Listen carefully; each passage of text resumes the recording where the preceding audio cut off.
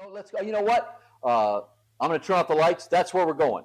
We're going to go there first, and then I'll do Sunday school lesson because it'll kind of lead into the. So let me give a little bit of background, folks. This is a produced video. This is not.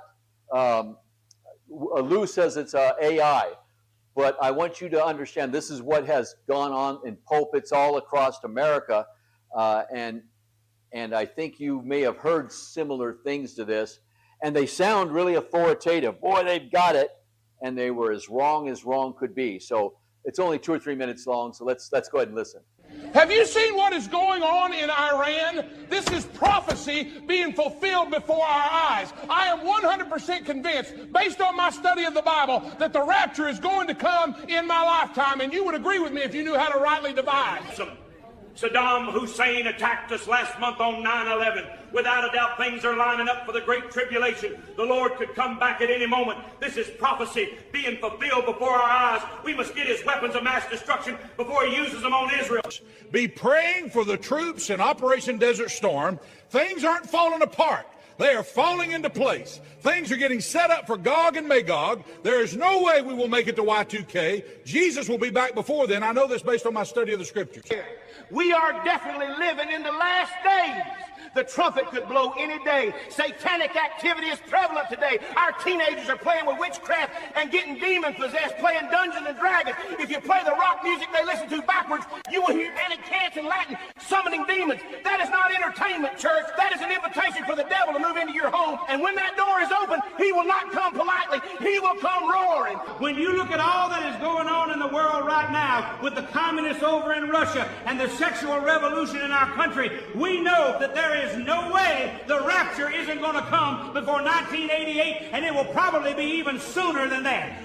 Just a few years ago, we got to see the budding of the fig tree with the rebirth of the nation of Israel. We are the final generation before the coming of Christ. We might even be in the final months. I'm not going to set a date. The Bible prophesied of World War II when it said nation would rise against nation. I believe the man with the little mustache is going to confirm a 7-year covenant with men any day now, which means we will be out of here any time now. As our nation fights in this civil war, don't be discouraged. This was prophesied in Matthew 10, verse 21. It says, brother shall deliver up the brother to death. We are seeing the Bible fulfilled before our eyes. Reading the Bible is like reading tomorrow's newspaper. Over in Rome, they just formed the Catholic Church and appointed the first pope. This is, without a doubt, the falling away of 2 Thessalonians 2. Without a doubt, we are the final generation that will get to experience the rapture of the church. God help us, pastors. Did you see, oh man, they're authoritative. Boy, they knew. Boy, did they know. And, they're preaching with, sweating up a storm as they're preaching and no, they didn't know. They told you they did. They really didn't have a clue. And they missed it over and over again. These particular preachers are what's known as, except for the very last one in the 4th century, they're known as dispensationalists or Zionists. And so we're going to talk about that just a little bit today in my Sunday school lesson. So that'll kind of lead. I want to just kind of talk to you for just a few moments under the subject Zionism and the New Brothers' War. Zionism and the New Brothers' War. What we watched on the video there were largely Zionists. So Americans who are fairly familiar with their history in the mid-1800s will recognize the term the Brothers' War. It is sometimes used to describe the Civil War or the War for Southern Independence. This is because families were torn apart in the conflict and blood brothers literally fought each other. They had the same father, they had the same mother, the brothers, they fought each other. Fathers fought sons, sons fought fathers as they took sides in the conflict. A couple of books come to mind, Brothers Divided and Brother Against Brother, speaking of that horrific conflict. Most of all the discussion in this area has been on physical, familial ties in the War of 1861 to 1865. However, the title of my thoughts today, Zionism and the New Brothers' War. Okay, I want you to keep that in mind. However, there was another type of brothers' war prior to 1861, 1865 that would lead to the bloody conflict. C.C. Goen, in his book, Broken Churches, Broken Nation, says this. Let me just show it for anybody. I would recommend some of you might want to get Broken Churches, Broken Nation by C.C. Goen. This is not written from a born-again Christian perspective, but he's documenting the things that happened prior, to the War of Northern Aggression. So in his book, Broken Churches, Broken Nation, he argues that when Presbyterian, Methodist, and Baptist churches divided along north-south lines, they severed an important bond of national union, that the forebodings of their leaders and the contemporary observers regarding the probability of disastrous political consequences were well-founded, and that the denominational schisms, the separations, as irreversible steps along the nation's tortuous course to violence, were both portent, that is, a sign or an omen, and catalyst of the imminent national tragedy. Christian brothers dividing, writing each other off over the war that was going to take place. There is a movement within Christendom the last few years that has troubled me deeply as I've contemplated it, and it reached for me its zenith this past February 11th, 2026. That was when a lady by the name of Carrie Prejean Bowler, who was a Trump put her in the position in the Religious Liberty Commission. She was asked to leave. She was kicked out of the Religious Liberty Commission this past February 11th, 2026.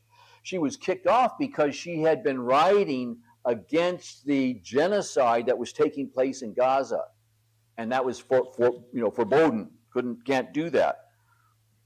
I encourage you to research, those that are listening to me, research President Trump's Religious Liberty Commission and what they did to Carrie Prejean Bowler, who was a member of the commission, because you can Google it quite easily, because she is a Roman Catholic, and the Roman Catholic Church sees no biblical significance to Israel becoming a nation in 1948. You can hear the priests and theologians discuss that. The doctrine known as dispensationalism has been rejected by many Protestants as well. And I would like to talk to Carrie Prejean Bowler so that she understands it. She always talks about it's only the Catholics that hold that position. No, this was the majority view of Protestantism too for a long, long time. According to U.S. Senator Ted Cruz, just recently, to make the statement Christ is King is now anti-Semitic. He just said that as I'm speaking here in the middle of March, end of March of 2026. He just said it a couple of weeks ago, so anybody can find that as well if they want to Google it. So U.S. Senator Ted Cruz, to make the statement Christ is King is now anti-Semitic. These kinds of irresponsible statements are leading to persecution of those who are non-Zionists. Consider what the Apostle Paul said in 2 Timothy 6:15, that Jesus Christ, quoting the Word of God now, is the blessed and only potentate, King of kings and Lord of lords. Prior to the War of 1861-1865, two leading voices of Christianity, Charles Hodge and James Henley Thornwell, very respected theologians in Christianity at that time, warned against the rhetoric of the abolitionist that it was leading to the breakup of the Union. So by 1837, the Presbyterians divided into old school and new school factions, dividing North and South. In 1844, the Methodist Episcopal Church in America, they split. And in 1845, the Baptists split. And of course, most everybody's familiar with the Southern Baptist, very, very large denomination, but they got the term Southern because they split from the Northern Baptists, and they had this big split. These divisions were sectional, north and south, and the ramifications are obvious.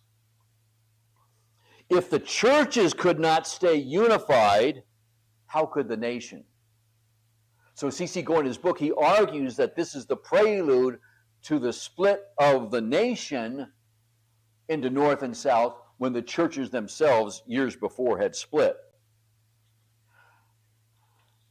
I'm calling on Zionists within the churches to tone down the rhetoric like anti-Zionists or Nazis, and the deplatforming and the blackballing of those who are not Zionists.